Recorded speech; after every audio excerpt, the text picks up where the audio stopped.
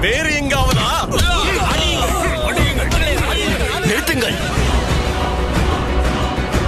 நாளை பொழுது விடிந்ததும் அரசவையில் நான் மிகவும் கசப்பான முடிவை எடுத்தாக வேண்டும். எந்த மக்கள் என் மீதும் கலங்கத்தை உண்டாக்க தயாராக உள்ளார்களோ அந்த சமுதாயத்திற்கு முன் நாம் யார் என்பதை நிரூபிக்க வேண்டும். இது தந்தையாக உங்களுடைய கடமை, இந்த நாட்டின் மன்னனுடைய கடமை.